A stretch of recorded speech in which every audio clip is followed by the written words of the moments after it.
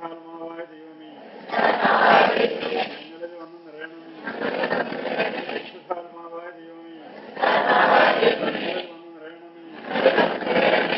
പിതാവേ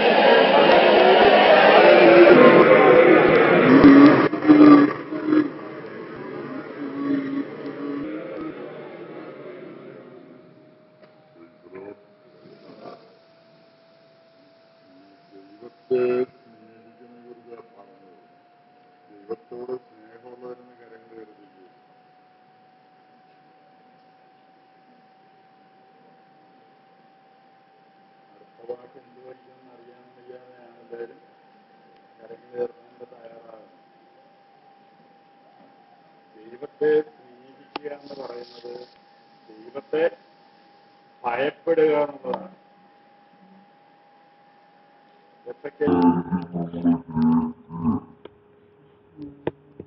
യാതൊരു പ്രതീക്ഷയില്ലാതെ ആയിരിക്കുന്ന സമയത്ത് ആരോടെങ്കിലും അറിഞ്ഞ് നമ്മള് ആ ദൈവത്തരം കേൾക്കാനുള്ള അവസരം ഉണ്ടാകും. ആ ദൈവത്തരം നമ്മൾ കേട്ടിട്ട് അതനുസരിക്കാനായിട്ട് തയ്യാറില്ല നമ്മൾ പോയിക്കഴിഞ്ഞു കഴിഞ്ഞാൽ പിന്നെ ചെന്നെത്തുന്ന ദുരന്തം പറഞ്ഞറിയിക്കാനായിട്ട് സാധിക്കുന്നതായിരിക്കത്തില്ല. ഒരുപാട് ദുരന്തങ്ങളിലേക്ക് ആയിരിക്കും പിന്നെ നമ്മള് ചെന്നെത്തുക. കാരണം നമ്മൾ കേട്ടതിന് വലിയ പ്രാധാന്യമൊന്നും നമ്മൾ കൊടുക്കാറില്ല. അത് സാരമില്ല, ദൈവത്തിന് ഒന്നാം സ്ഥാനം കൊടുക്കണം, ദൈവത്തോട് ചേരണം. അതായത് നീ നശിക്കാൻ പോകുന്ന ആകുമ്പോഴാണ് ഇതിന്റെ വെച്ചപ്പെടുന്നത്.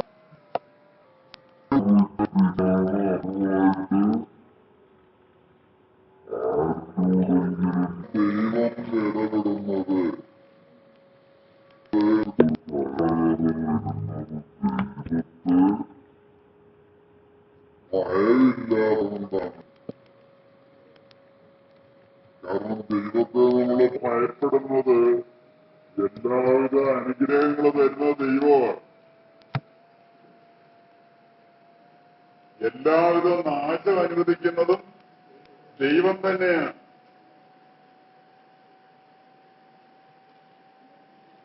ഇവിടെ ഒരു വലിയൊരു സാക്ഷിയുണ്ട്. കാരണം ഇതിന്റെ പണി തുടങ്ങുന്ന സമയത്ത്, പണി തുടങ്ങുന്നതിന് മുമ്പ് ഈ ജീവിതങ്ങൾ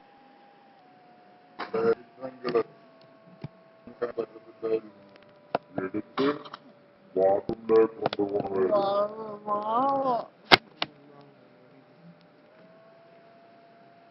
അന്ന് ഞങ്ങളവിടെ ചെല്ലുമ്പോഴും ഞാനും കൂടെ കൂടി പൊക്കിയെടുത്താണ് കട്ടിലേക്ക് കിടത്തി ഞങ്ങളിന് വരിക. ഞാനും കൂടെ കൂടിയാണ്, വളരെ വേദനയോട് കൂടിയാണ് തളർന്നു പോയ അങ്കിളിനെ കട്ടിലെടുത്ത് കിടത്തിയത്.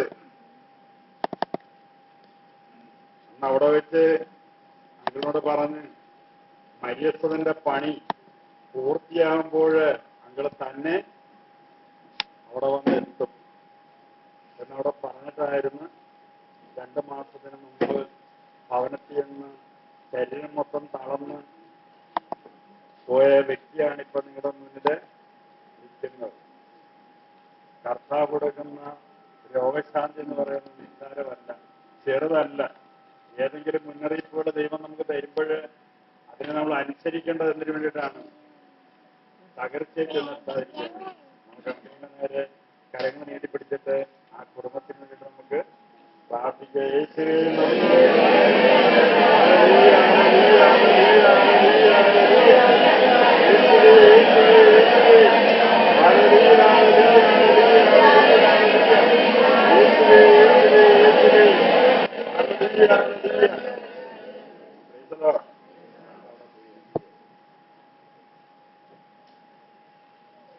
ഞങ്ങള് ഒരുപാട് നാളുകളായി ഈ കൂട്ടായ്മയുടെ അങ്ങൾ ബന്ധപ്പെട്ട് പോകുന്ന ഒരുപാട് വയസ്സുണ്ട്. 10-80 വയസ്സിന് മേളുണ്ട്. ഇപ്പോഴ് കുറച്ച് പ്രായമായപ്പോൾ തന്നെ ഒരു ദിവസം പള്ളി കുർബാനയ്ക്ക് ചെല്ലുമ്പോൾ, ഞാൻ കുർബാനയ്ക്ക് ചെല്ലുമ്പോൾ എല്ലാ ദിവസവും ഞങ്ങൾ പള്ളി വെച്ച് പരസ്പരം കാണും, മണിക്കൂറുകളോളം അവിടെ നിന്ന് സംസാരിക്കും. അത് കഴിഞ്ഞതിന് ശേഷമാണ് തിരിച്ചു പോരുക. കുറെ നാളുകൾ ഇസ്രൂരിക്ക് വന്നതിന് ശേഷം അങ്ങൾ എന്നോട് പറഞ്ഞ് ഇങ്ങനെ പറയാനായിട്ട് ആഗ്രഹിച്ചാണെന്ന് അദ്ദേഹം പള്ളി വന്നത്.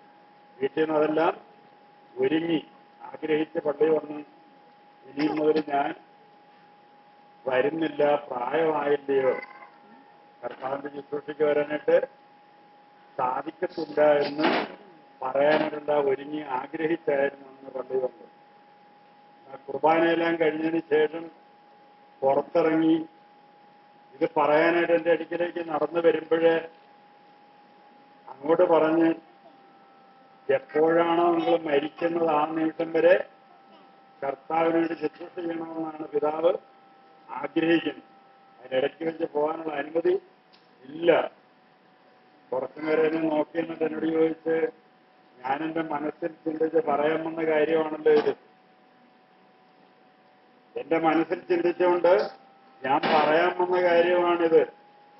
ഞാൻ പറയുന്നതിന് മുമ്പേ എന്നോട് ഇങ്ങോട്ട് മരണനിമിഷം വരെ, യോഹന്നാൻ 15:16, നിങ്ങളെന്നെ തിരഞ്ഞെടുക്കുകയല്ല ചെയ്തത്, ഞാൻ നിങ്ങളെ തിരഞ്ഞെടുക്കുകയാണ് ചെയ്തത്. അപ്പോഴ് നമ്മുടെ തന്നിഷ്ടം പോലെ ഒരിക്കലും ദൈവ ശുശ്രൂഷയില് ബന്ധപ്പെടാൻ സാധിക്കത്തില്ല. ദൈവം ആഗ്രഹിക്കുന്ന രീതിയിലാണ് ദൈവം നമ്മളെ വിളിച്ച് വേർപെടുത്തുക. ഏതെങ്കിലും തകർച്ചകളിലോ പ്രശ്നങ്ങളിലൂടെയൊക്കെയാണ് ദൈവം നമ്മളെ വിളിക്കുന്ന ദൈവത്തിന്റെ ശുശ്രൂഷയ്ക്ക് വേണ്ടിയിട്ട്. നമ്മൾ വിചാരിക്കുന്ന രീതിയിലല്ല അത്. കുടുംബ തകർച്ചയാകാം, കടബാധ്യതയാകാം, ഏതെങ്കിലും മാരകമായ രോഗങ്ങളാകാം. ഇതിലൂടെയൊക്കെയാണ് ദൈവം നമ്മളെ വിളിക്കുന്നത്, ദൈവം നമ്മളോട് സംസാരിക്കുന്നത്. ഈ അവസ്ഥയിലോ നമ്മൾ കണ്ടിട്ട് നമ്മൾ ദൈവത്തിൽ നിന്ന് ഒഴിഞ്ഞു മാറാനായിട്ട് തയ്യാറാകുന്ന പ്രവണത. ഇന്നിപ്പം നിങ്ങൾക്ക് ഇത്രയും വിശ്വാസത്തോടെ വന്നത് ഇന്ന് അവധിയായതുകൊണ്ട്. Hallelujah, hallelujah. അപ്പൊ അവധിയിൽ വിശ്വസിക്കുന്ന വിശ്വാസമാണ് നമുക്കുള്ളത്. കാരണം ഒന്നാം സ്ഥാനം ദൈവത്തിന് കൊടുക്കണമെന്ന് പറയുന്നതിന്റെ പ്രധാനമായിട്ടുള്ള കാരണം ഇതാണ്. നമ്മുടെ പോകുന്ന വഴികളെല്ലാം തകരും. ദൈവം പറയുന്നത് അതുപോലെ അനുസരിക്കുന്നില്ല എങ്കിൽ നമ്മൾ പോകുന്ന വഴിയുടെ തകരും. തകർച്ചയുടെ കൊടുമുടിയിൽ ചെന്നെത്തിയതിനു ശേഷം നമുക്ക് തിരിഞ്ഞു നോക്കാൻ പറ്റത്തുള്ളൂ. പിന്നൊന്നും അവശേഷിക്കത്തില്ല, ഒന്നും കാണത്തില്ല. അതുകൊണ്ട് അവിടെ ഒരുപാട് അനുഭവങ്ങൾ പറയുന്നത്.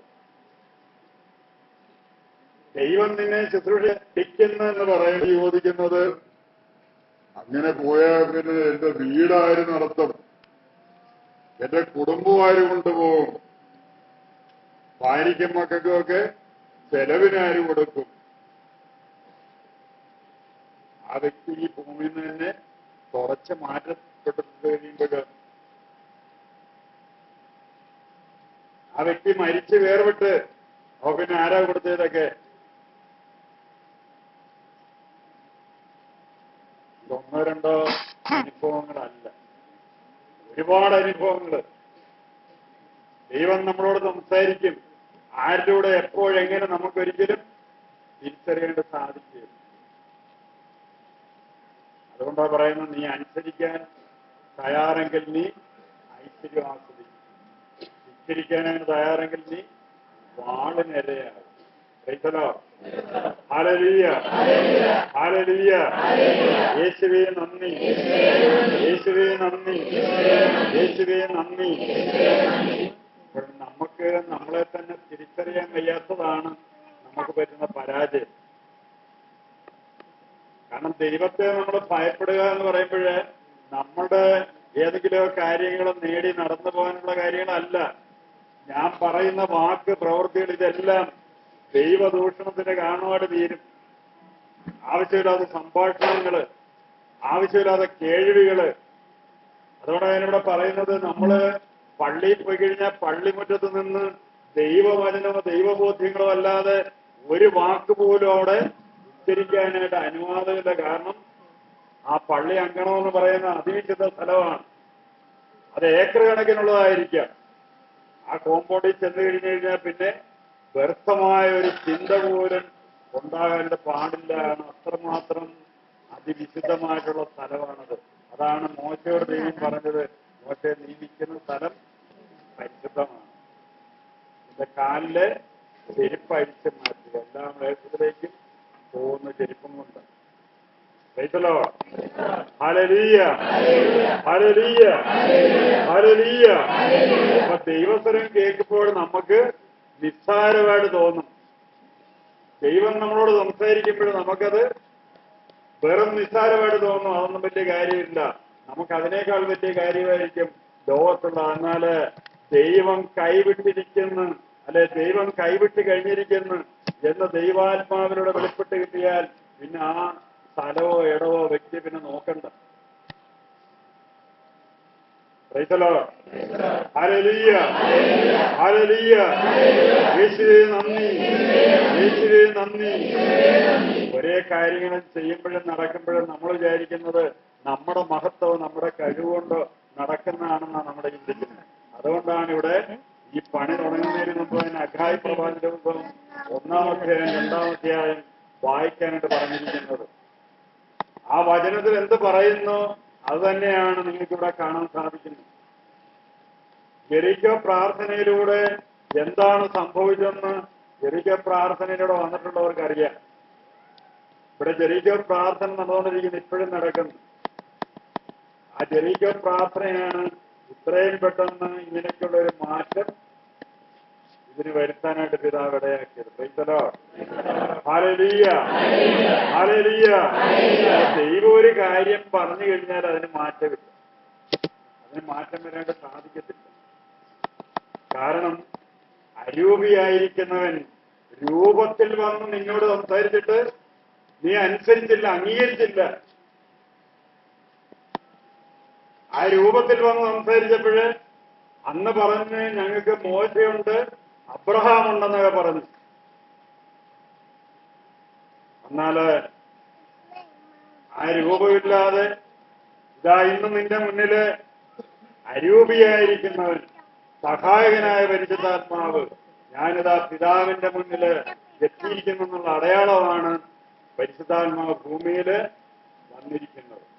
അതും അമ്മയിലൂടെയാണ് ആ ആത്മാവിനെ നമുക്ക് സ്വീകരിക്കേണ്ട സാധിക്കുക. കാരണം പരിശുദ്ധാത്മാവിനെ വാഗ്ദാനം ചെയ്ത് അതിനെ ഈ ഭൂമിയിലേക്ക് തരാനായിട്ട് പിതാവായ ദൈവം തെരഞ്ഞെടുത്തിരിക്കുന്നത് പരിശുദ്ധ അമ്മയാണ്. ഇന്ന് ലോകത്തിലുള്ള അനേകം മക്കള് അമ്മയ്ക്ക് യാതൊരു വിലയും കൊടുക്കാതെ, യാതൊരു പ്രാധാന്യമില്ലാതെ മുട്ടത്തോട് പഴത്തൊടിയാന്ന് പറഞ്ഞിട്ട് തള്ളിക്കളയുമ്പോഴ് ഈ ഇത്തിരി ഇല്ലാത്തവരിടത്ത് അമ്മയ്ക്ക് വേണ്ടിയിട്ട് കരയുകയും യാചിക്കുകയും അമ്മയുടെ കൂടെ ചേർന്ന് നിൽക്കുകയും ചെയ്യുന്ന മനോഭാവം. അതുകൊണ്ടാണ് ഈ സ്ഥലത്തിന്റെ പേര് വാഗ്ദാന പേടകം എന്നാണ് എന്ന് മുന്നറിയിപ്പ് കിട്ടിയത്. Praise the Lord, hallelujah, hallelujah. എന്താണ് വാഗ്ദാന പേടകം?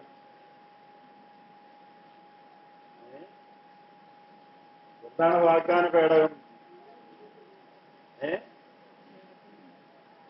അറിയാവോ വാഗ്ദാന പേടകം എന്താണെന്ന്?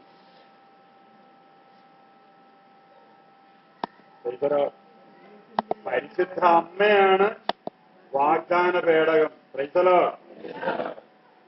അവിടുത്തെ വിമല ഹൃദയമാണ് അൾത്താര.